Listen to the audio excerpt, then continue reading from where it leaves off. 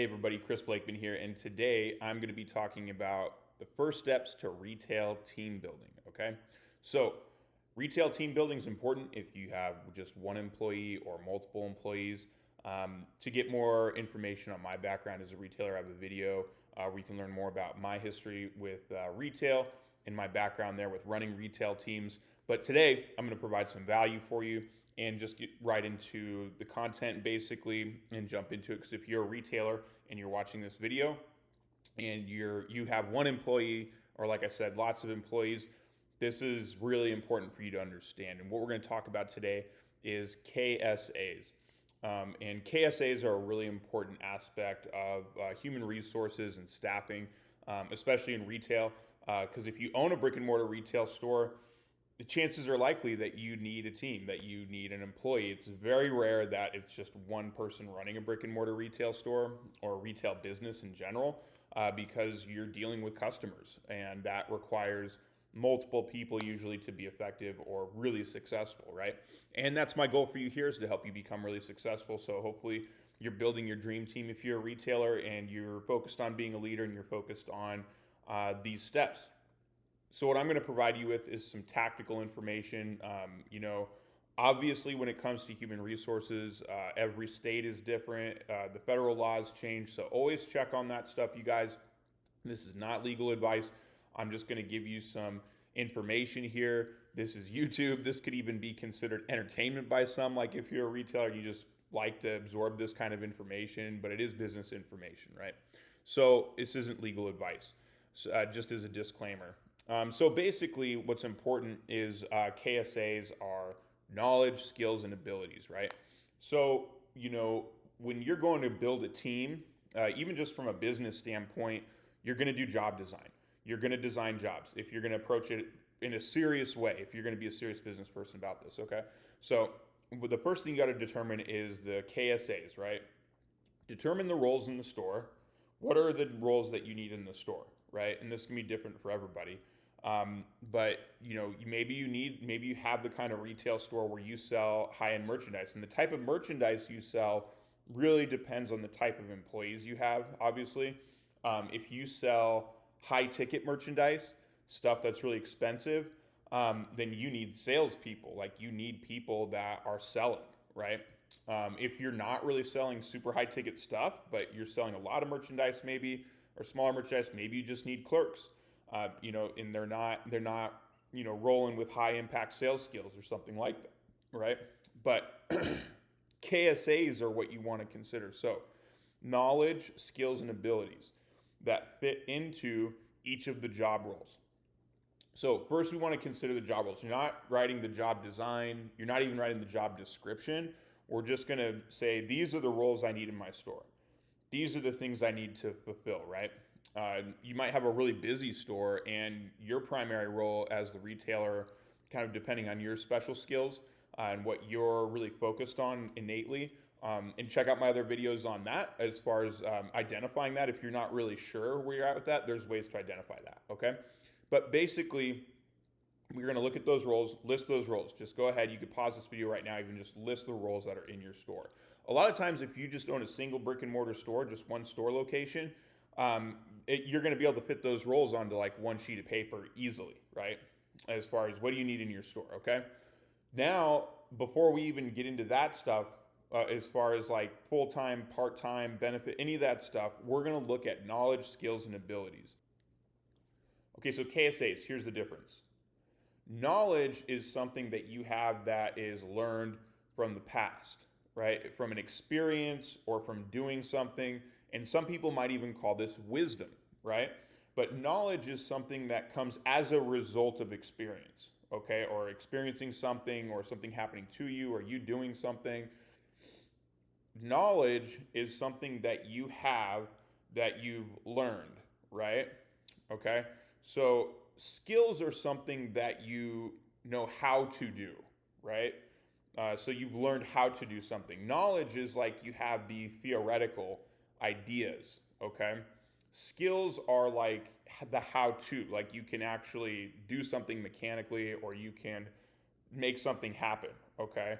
So abilities are innate, Abilities are things like that are natural, right? It's a natural thing, like being 6 foot tall or being 4 foot tall, or the ability to lift 50 pounds or not lift 50 pounds. That's an ability, okay? So knowledge would be like I studied something and have the knowledge of it, okay? So like I studied how to build a team, right? That doesn't mean I have the skill of building a team, but I understand the theory of it and the concept of it. Okay? Skill is like I actually went out and built a team and I have that skill and I practiced it and I got the skill. Okay? So sometimes knowledge comes after a skill. Sometimes we actually build out a skill and do something and then have the knowledge of it. And then sometimes people want to get the knowledge and then build out the skills, to execute off of that knowledge, or they go and execute that knowledge and get the skills, right? So knowledge is like the theory and the hypothesis, maybe, if you will. And then skills is the actual like ability to do something, or the actual like training, right? The doing of it, right? I hesitate to say ability because when we go into ability, that's more natural.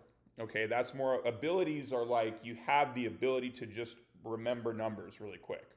Some people are like that. Their brains are like that. And that's just an ability. Some people can't, right? It really depends. So ability is something natural and innate.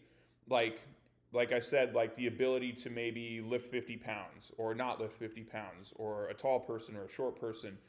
So with KSAs in each of the job descriptions or each of the job roles, with KSAs in each of the job roles, um, we want to do KSAs, okay? And what some people do, and I'll even create a resource for this for you guys, and put it in the description. I won't have it up right away, but I'll put it in there. I'll edit the description, put it in. Is a KSA Matrix, okay? Which is actually a chart where you can go ahead and like put the job role in, fill out the KSA Matrix, okay? For what you want to go ahead and add in there, and really get it laid out in front of you, okay? So what's really important is to understand the KSAs so then you can design the job, all right? Around when you're doing job design, you're going to design the job around how the job brings value to the store, the retail store, and how it brings value to the employee or to the staff member on your team, okay? And that's really important. Those things are really important, but KSAs are really going to help direct that stuff as far as what you're looking for. And so a thing to understand for most small retailers, training for hard skills and training for high impact skills is going to be your primary goal as a retailer. Your primary goal as a retailer, especially in most brick and mortar environments, which are highly impact, like highly, they get chaotic. It's a chaotic environment. It's very high input environments. The majority of retail environments are very high input. You bring a new person into that, and you're going to be immediately training them on skills to help with those inputs and the chaos of the store, right? Especially if you have a busy store. So the thing to keep in mind is if somebody doesn't have the knowledge, like they didn't already learn something that's kind of needed to then execute skills or learn skills beforehand, like some jobs require certain levels of education, right? Or they don't have the ability, like some jobs require you to lift weight to pick up a box or something, right? Then you can't, if you go to train that stuff, it's not that you can't train that stuff, but it's going to be really difficult, okay? If not impossible, the majority of the time. Like if one of the abilities that you need is for someone to have are you have the ability to show up to work consistently? Do you have a track record of that? Do you have the ability to learn? To learn so we can teach you the skills you need. Do you have a learning ability, right? So we can train you, basically. You don't ask, these aren't questions you'd ask in the interview. I'm just kind of asking these questions so you kind of get this going in your mind. But basically, when you're interviewing and you're measuring through the staffing process and building your team, you're going to be looking at this stuff and really saying, okay, who can I take and then train skills to, right? Who has the knowledge and abilities that I can then train the skills to, okay? Because if your goal is to just educate people and give them knowledge, I mean, that might kind of be required a little bit, but mostly you're getting people to plug them into skill sets to run your store, okay, as the primary goal. And then knowledge, maybe there's some knowledge that you're going to teach them along the way, but there's usually some knowledge that's going to be required, right, beforehand. And, so if people have the ability to communicate well, that might be really important.